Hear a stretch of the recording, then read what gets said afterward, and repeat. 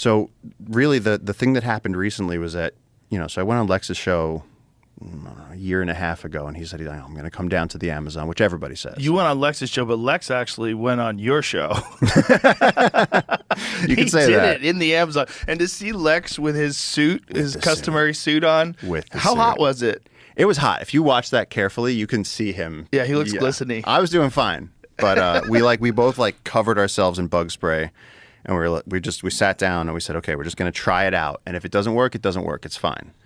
But yeah, he came, when he said he was coming down, I was like, yeah, you and everybody else. Everybody says they're going to come down. I didn't think he would actually do it. And then... How long is the flight?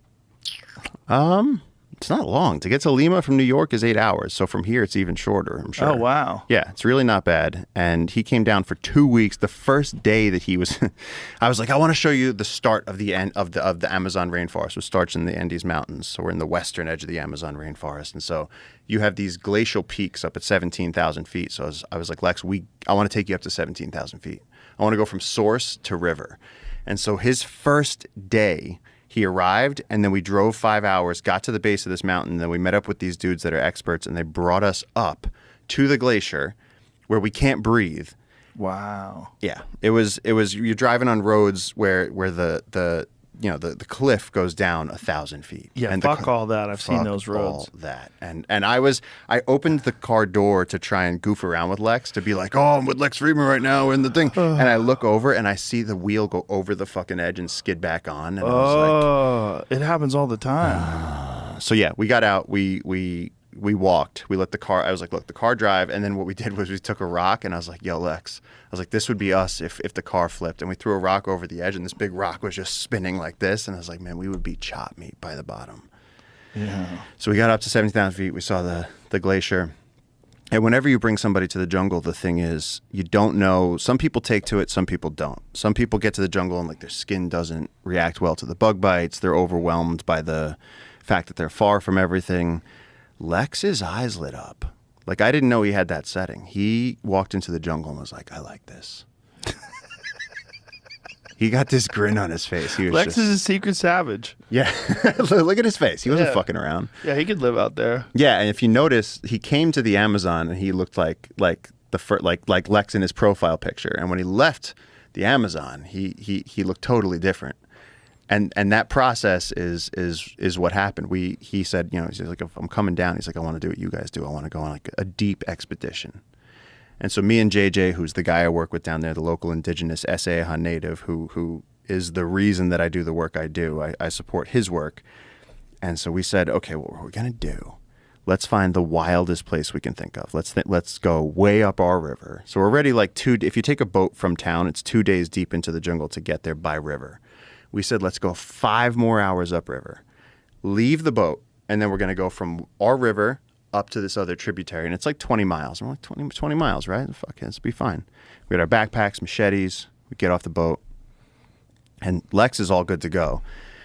The first 5 minutes we're out there, JJ machetes a branch that has wasps. Oh, God. His whole head and neck gets surrounded by wasps. He gets 30 stings on him. He runs. And so right away we're like, oh, God, here we go. We had to use a stick to get his hat out from under where the wasps were attacking. We hike all day, and here's the thing.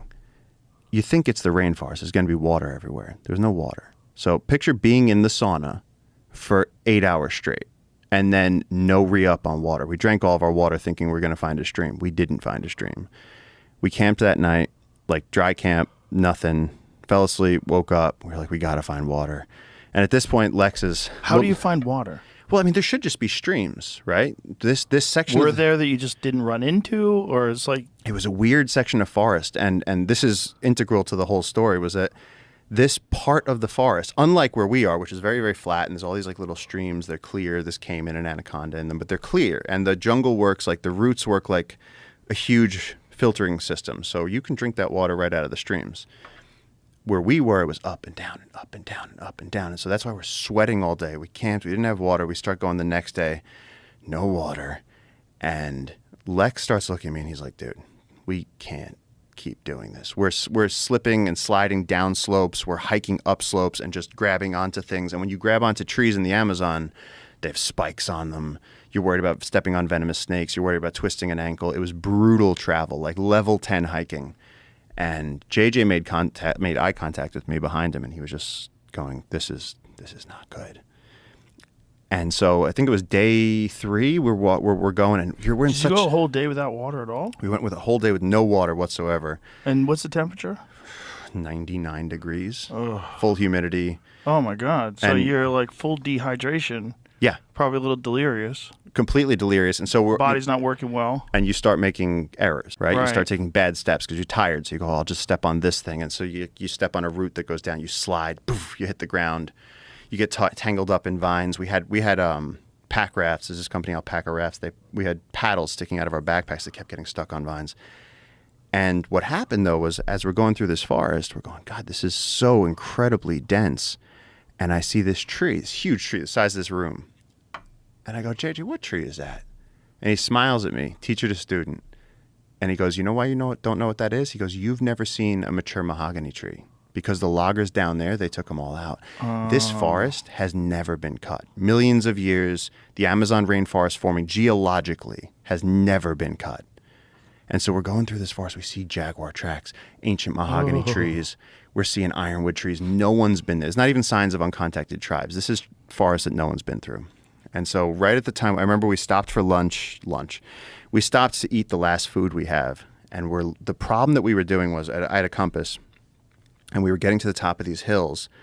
And you know when you look on the ocean floor and the sand makes like those geometric ripples, and there's a pattern to it. And so we were coming to the top of a ridgeline, and we were like, we don't want to go down again, and we don't want to hike up again. So we were staying on the ridgelines, and what that was doing was taking us a 30-degree tick to I think it was to the west.